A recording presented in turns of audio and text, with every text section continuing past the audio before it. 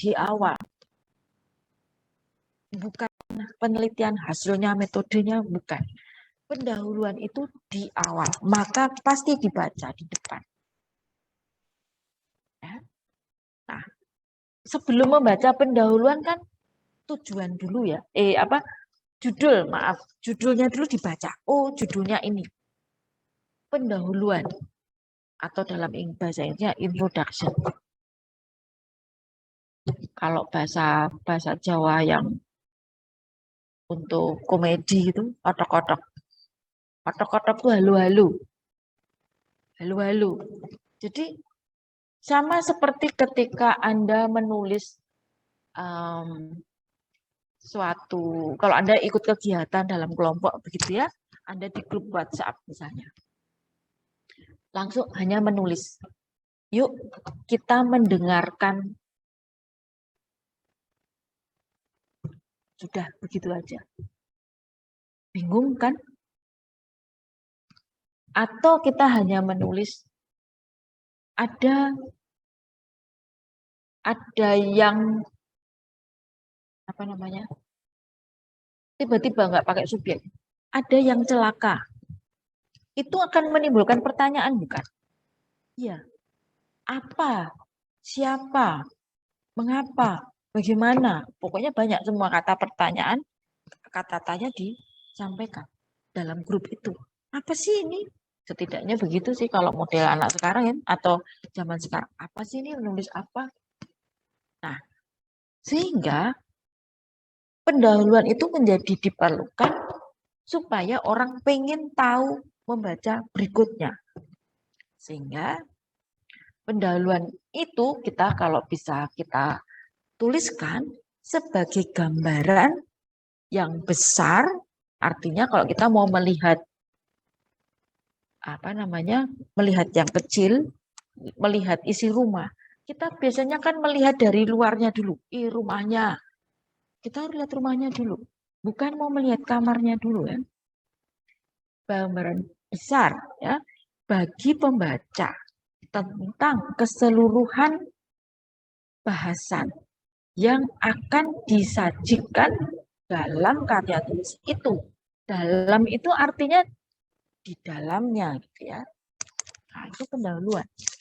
Sehingga pendahuluan ini dalam karya ilmiah itu selalu berisi pertama, latar belakang. Latar belakangnya apa? Terus ada masalah apa? Sehingga itu ada rumusan masalah. Lalu tujuannya apa? Manfaatnya apa? Serta keterangan-keterangan lain yang isinya tergantung dari jenis karya ilmiah itu. Keterangan lain itu bisa hal-hal yang mensupport ketika belum tertampil di latar belakang, rumusan masalah, tujuan, manfaat. Tetapi bukan berulang lagi di latar belakang. Nah, sehingga tulisan dalam pendahuluan itu biasanya lalu kita berpedoman pada pertanyaan. Mengapa meneliti topik itu? Mengapa meneliti judul itu? Misalnya judulnya tadi, karakteristik fisikokimia nasi jali instan. Mengapa meneliti itu? Atau latar belakangnya apa? Tetapi karena ini bukan bahasa lisan, tidak bisa langsung dijawab dengan karena bla bla bla.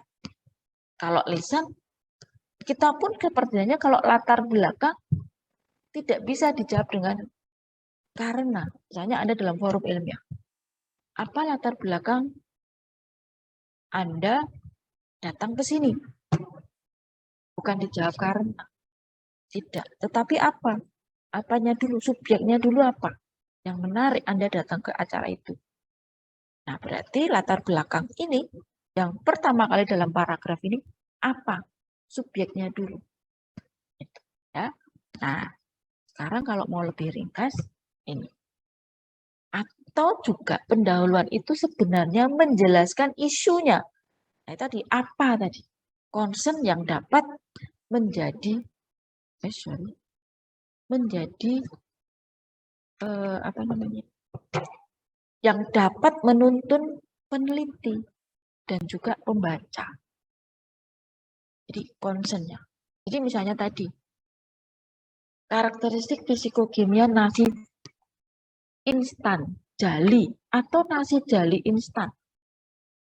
Sebenarnya ini juga masih perdebatan sih, nasi instan jali atau nasi jali instan. Jali bukan nasi.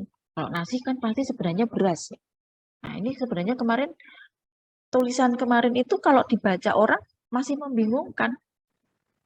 Nasi jali instan. Nasi itu kan pasti dari beras. Jali serealia. Tapi beras itu juga serealia. Kalau dikukus jadi nasi. Kalau jali dikukus jadi nasi. Ya.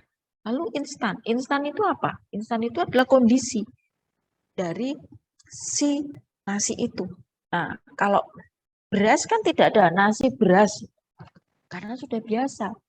Tetapi jali sesuatu yang baru. Sehingga nasi jali instan yang betul. Nah, sekarang apa sih isu-isunya di mana? Nasi jali instan. Isunya ada di instanisasi.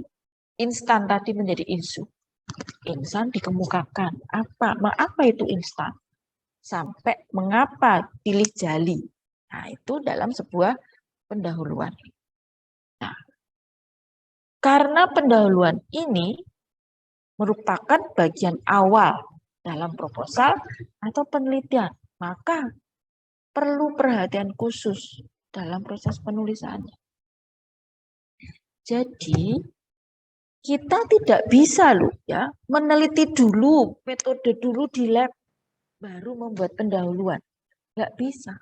Jadi prosesnya pasti menulis pendahuluan dulu. Bukan melakukan percobaan dulu, baru mencari pas-pasnya gitu ya. Dipas-paskan kalimatnya. Enggak. Tapi harus menjadi pertama dulu. Mencari pembenaran-pembenaran tentang isu itu. Nah, kemudian karena ini sebuah tulisan itu kan perspektifnya orang lain ya. Semua tulisan ya, mau puisi, mau novel, mau penelitian, mau jurnal, perspektifnya orang lain, bukan diri kita. Jadi membuat pembaca tertarik pada topik penelitian pertama. Di topiknya secara keseluruhan itu tertarik, wah ini menarik ini topiknya. Kemudian berikutnya adalah menjabarkan masalah yang dapat menuntun pada penelitian. Jadi masalahnya, jadi penelitian itu harus diawali dengan masalah. Lalu masalah itu pasti kenapa timbul masalah?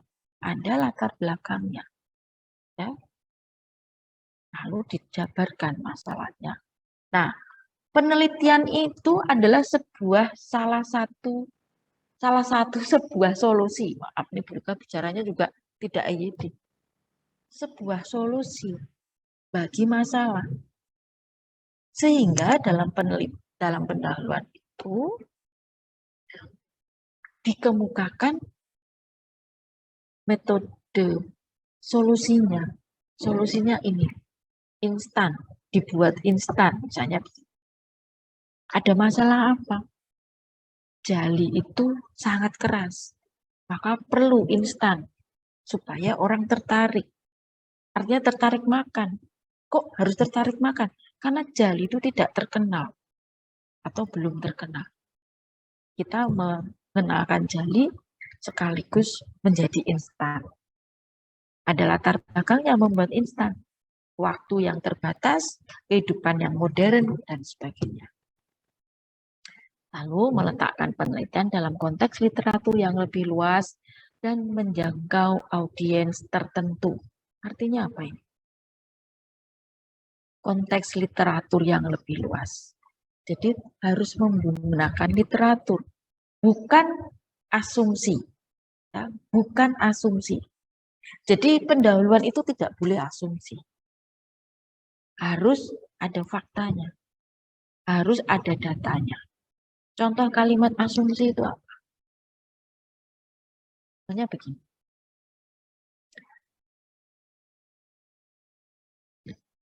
Es krim banyak disukai kalangan muda dan tua akhir-akhir ini. Itu kalimat asumsi. Dalam bahasa penelitian atau dalam bahasa karya ilmiah harus ada fakta. Fakta begini. Tahun 2020 menjelaskan atau disampaikan data oleh Badan Statistik Dunia misalnya itu, penggemar es krim dapat dibagi menjadi 3, anak-anak, remaja, dan orang tua. Anak-anak menempati 50%, orang tua menempati 25%. Itu bahasa fakta. Yang pertama tadi bahasa asumsi, nggak ada datanya, baru asumsi.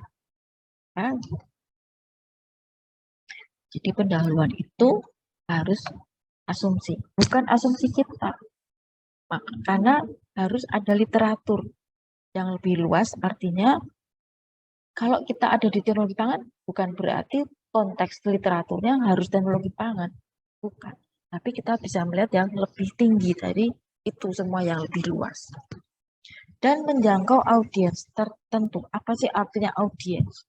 Target pembaca tertentu itu sudah jelas. Kalau jurnal, kalau penelitian, kalangan akademis. Audiens. Dan semua tadi ini ditulisnya secara singkat dalam beberapa halaman. Maksimal sebenarnya 3 halaman, maksimal. Tidak terlalu panjang, nanti seperti pembahasan soalnya.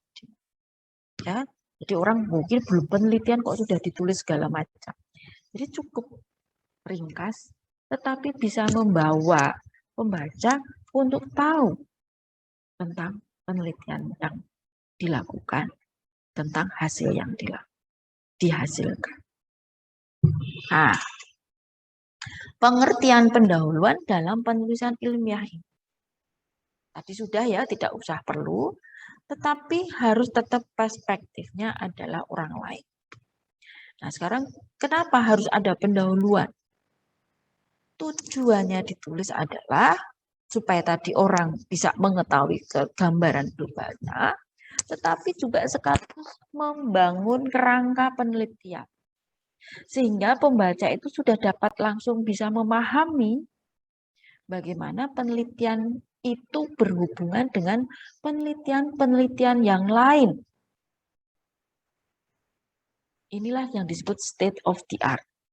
Jadi kita itu, saya pernah menyampaikan ya, penelitian itu tidak pernah de novo, tidak pernah sendiri. Kita itu selalu sudah ada yang meneliti sebelumnya. Jadi jangan pernah menyampaikan di dalam pendahuluan, penelitian ini belum banyak dilakukan. Penelitian ini belum pernah dilakukan. Sehingga saya akan menyampaikan penelitian ini. Tidak bisa. Dalam kalimat lisan maupun dalam kalimat tertulis. Ya. Karena ada banyak penelitian yang sejenis, yang berkaitan. Jika mohon maaf minum dulu ya.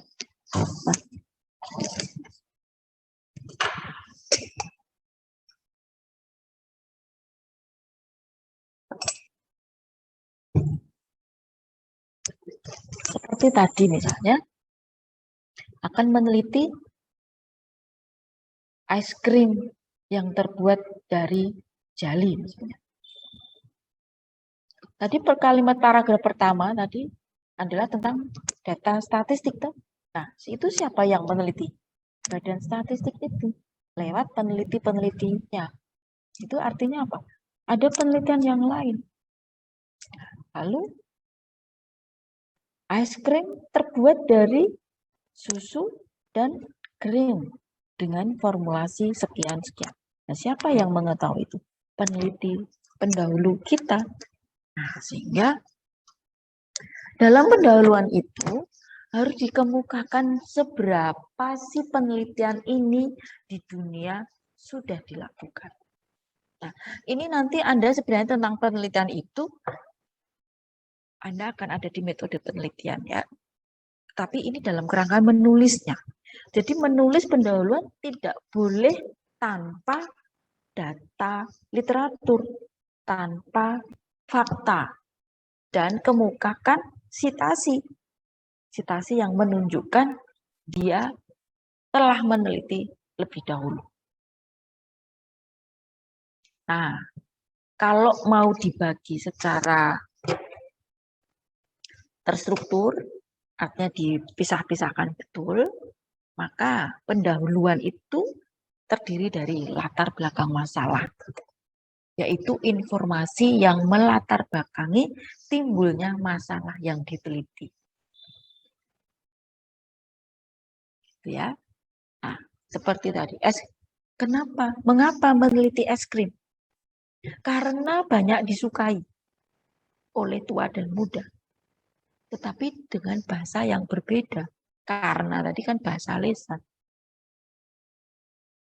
Jadi harus langsung di depan adalah es krim adalah begini-begini. Berdasarkan penelitian yang dilakukan oleh BPS es krim bla bla bla.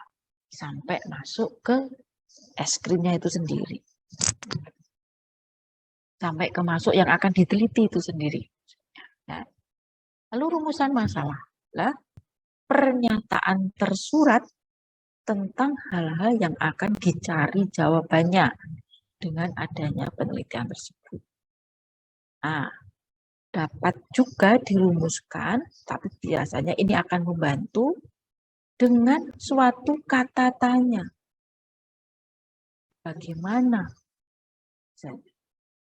Bagaimana penerimaan es krim dari Jali terhadap konsumen anak-anak?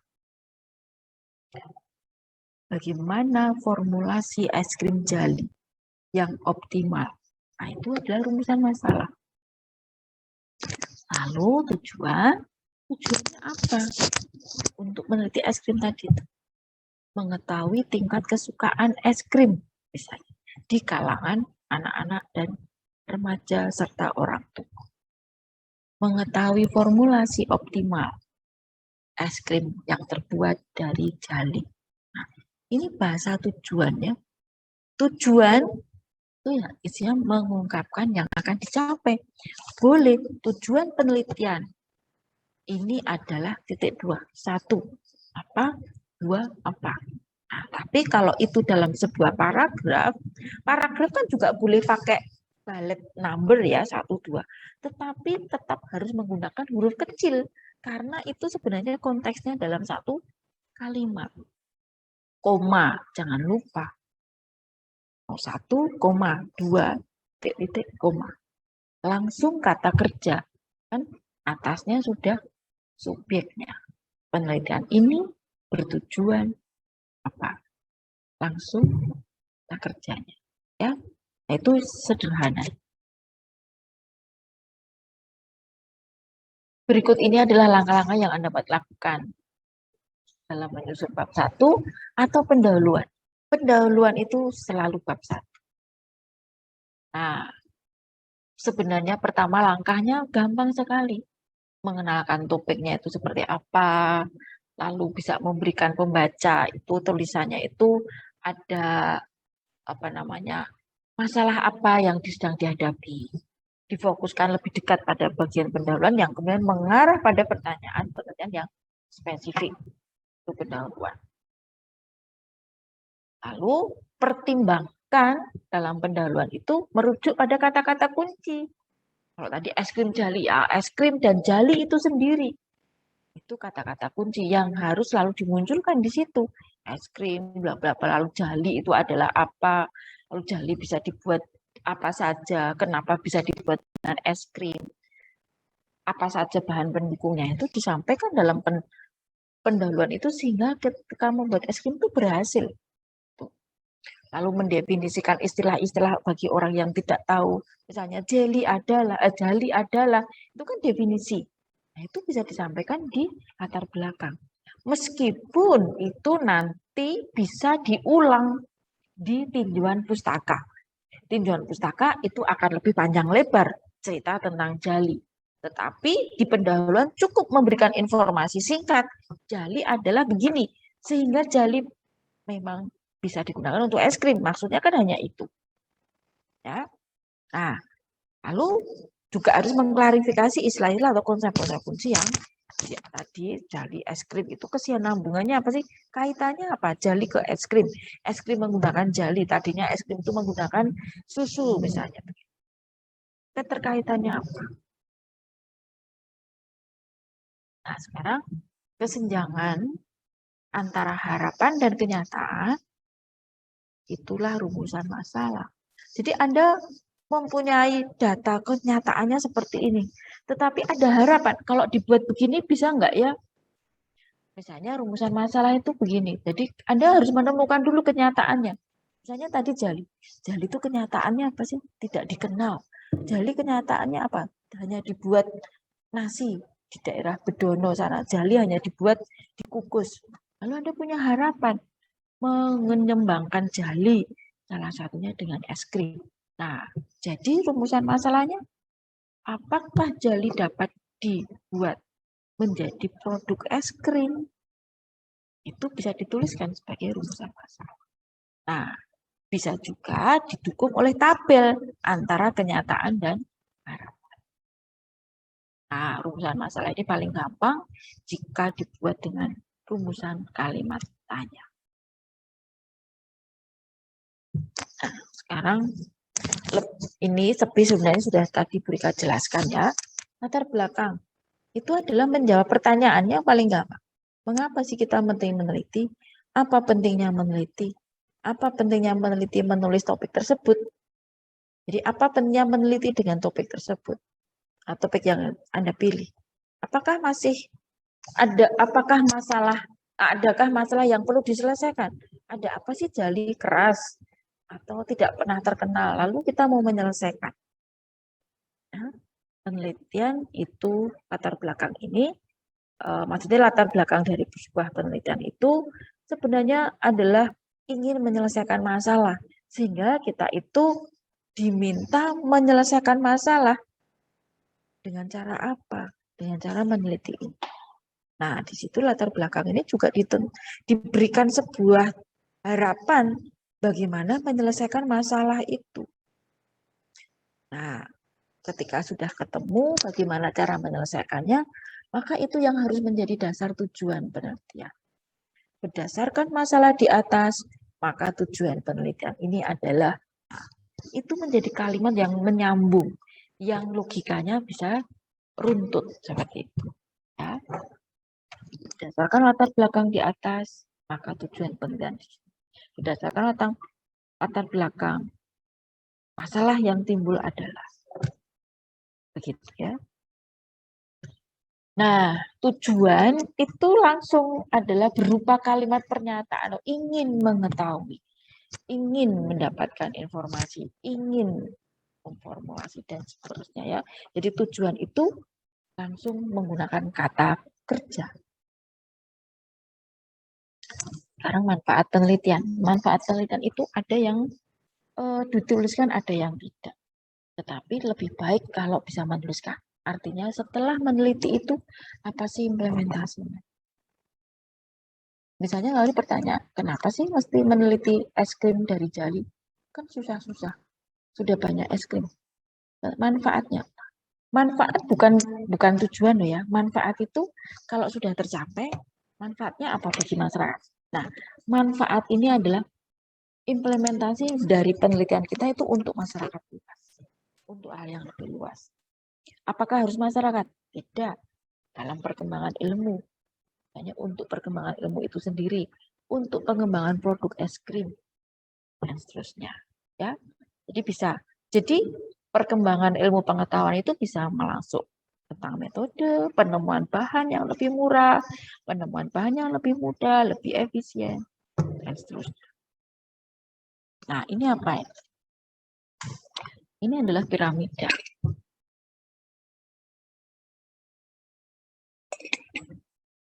Semoga Anda pernah mengunjungi tempat ini. Semoga Anda besok mengunjungi tempat ini. Ini adalah piramida. Sedangkan yang di samping kanan ini saya adalah piramida terbalik. Supaya orang-orang di atas ada banyak tertampung di atas. Piramida terbalik. Ini mimpi. Bisa nggak balik piramida? Saya nggak tahu. Bisa jadi mimpi. Tapi apa sih kaitannya dengan pendahuluan?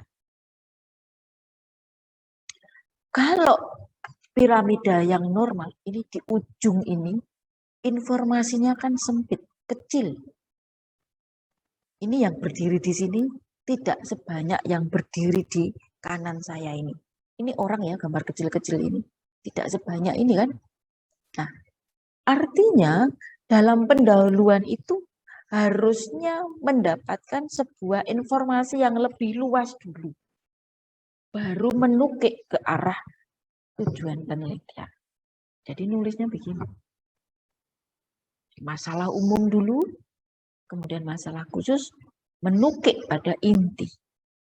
Nah, ini kalau mau lebih dijabarkan lagi, tinjauan umum, tinjauan khusus, tinjauan penelitian sebelumnya, yaitu kita tidak boleh merasa penelitian sendiri. Sudah ada yang meneliti. Yang dulu seperti apa, lalu kita ingin memperbaiki. Kita harus kemukakan. Dulu ada kelemahan, kita yang akan memberikan lebih positif, misalnya. Lalu berikutnya kekasan tulisan. Kekasan itu sebenarnya kekasan penelitian itu sendiri. Lalu masalah yang muncul atau mengidentifikasi masalah yang secara umum, baru rumusan masalah yang khusus. Itu ya. Ini dari umum masuk ke khusus masalah. Selesai. Ada yang mau tanya? Ada pertanyaan? Atau masih bingung?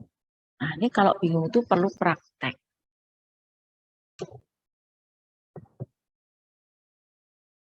Permisi, Bu. Ya. Saya bertanya, Bu.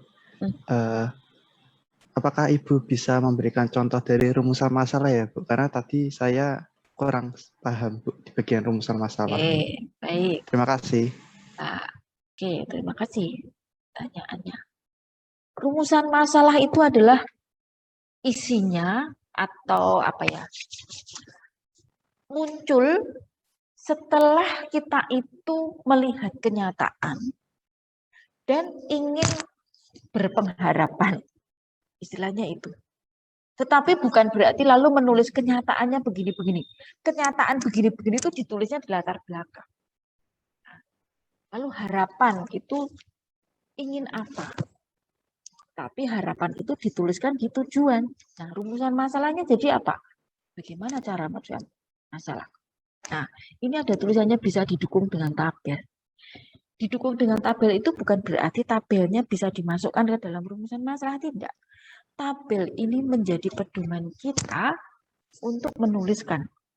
Jadi di dunia itu tadi ada apa sih? Misalnya tadi topiknya tentang jali. Kenyataannya jali itu apa? Kalau tadi itu topiknya es krim jali gitu ya, beri tambahin es krim jali. Ada masalah apa sih dengan es krim jali?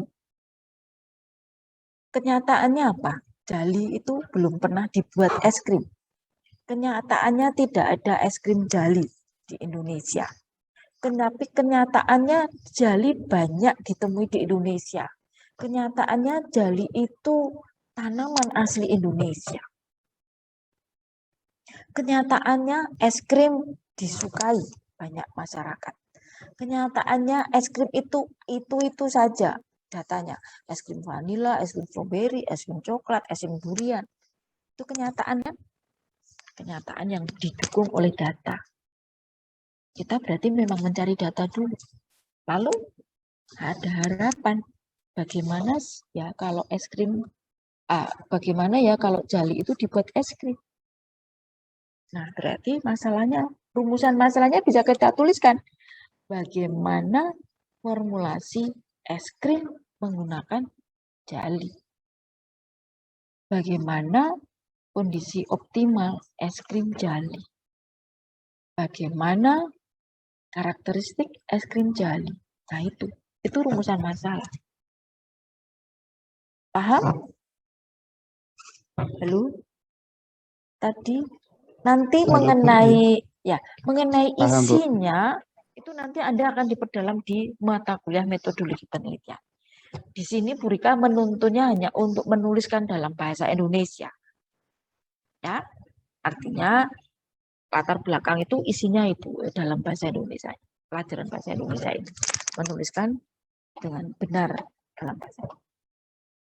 Paham ya? Nanti Anda juga akan dituntun dengan adanya buku pedoman menulis. Oke. Ada lagi yang mau Terima tanya? kasih banyak, Bu. Sama-sama.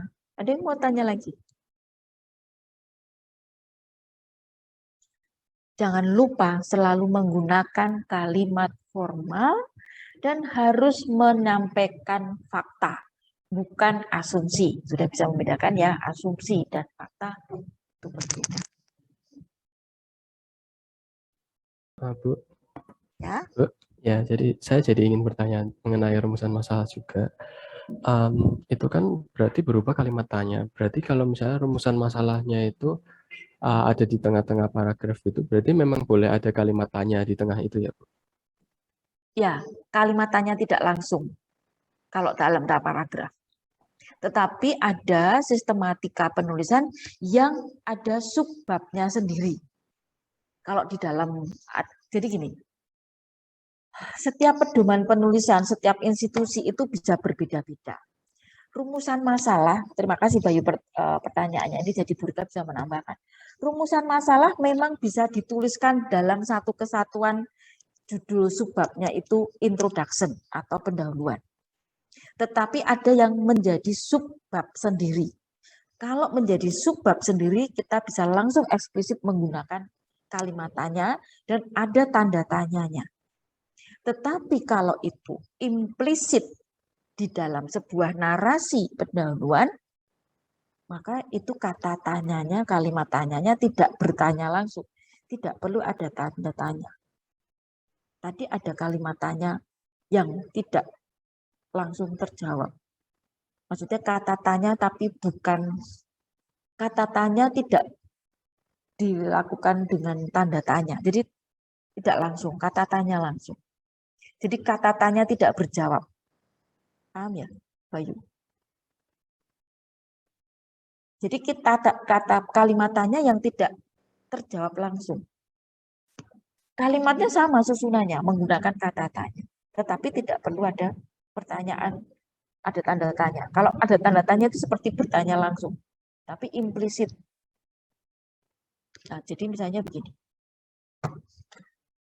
dalam kalimat pendahuluan. Tadi kan tentang es krim jali ya. Sudah menuliskan jali begini-begini, es krim begini-begini. Dengan demikian, apakah jali bisa dibuat menjadi es krim? Lalu sambung kalimat. Selama ini jali hanya digunakan sebagai ini karena karakteristik jali. Nah, kalimat tadi itu apakah jali bisa dibuat dengan es krim? Itu bisa memiliki kalimat tanya langsung, artinya diberi tanda tanya sama tidak diberi tanda tanya. Jadi memang apa ya? Tergantung kalimat sambungnya. Tetapi kalau misalnya pakai tanda tanya itu juga tidak bersalah kok Bayu. Jadi tidak apa-apa supaya tidak membingungkan bagi penulisnya ya. Tapi tidak bersalah kalau menggunakan kata tanya atau tidak bertanya. Jadi itu kan kalimat tanya yang tidak perlu dijawab langsung. Tetapi jawabannya itu pembaca itu harus mikir sendiri gitu. Jadi Anda menyimpulkan apakah jali bisa dibuat untuk es krim? Gitu. Sementara jali begini-begini dan seterusnya. Berdasarkan hasil penelitian ini, maka perlu dilakukan formulasi jali menjadi es krim. Begitu Bayu ya. Ya Bu, terima kasih. Jadi betul, rumusan masalah itu bisa menjadi satu kesatuan introduction, tetapi ada yang menjadi pemisahan. Nah, rumusan masalah, apakah harus selalu jadi kalimat tanya? Ini sebenarnya kalimatnya berupa begini, dapat berupa kalimat tanya. Tapi kalimat tanya itu menjadi yang paling mudah. Nah, kalau tidak menjadi kalimat tanya, maka tadi itu seperti kalimat yang bertanya tidak bertanya. Dengan demikian, apakah jeli bisa menjadi es krim? Itu kan sebenarnya bukan kalimat tanya langsung. Nah, itu bisa menjadi dengan demikian, apakah itu kan bukan apakah menjadi bukan kata tanya ya dalam hal ini. Dengan demikian, bagaimana kalau kita bersama-sama? Kan itu bukan bertanya. Bagaimana kalau kita bersama teman-teman kita?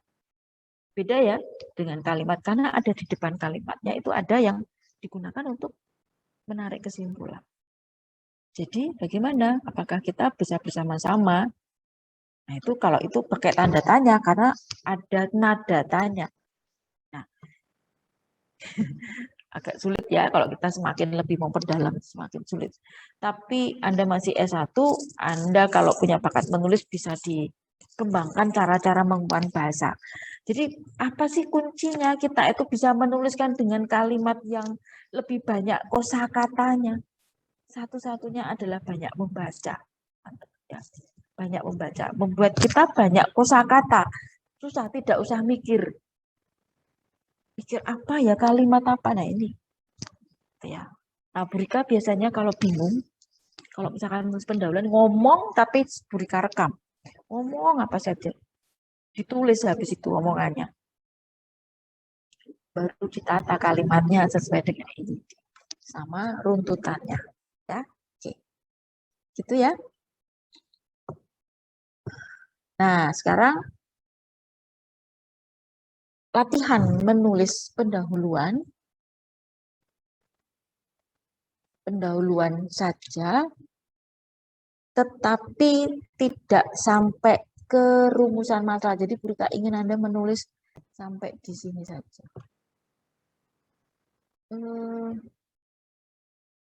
Sampai ke tinjauan penelitian sebelumnya.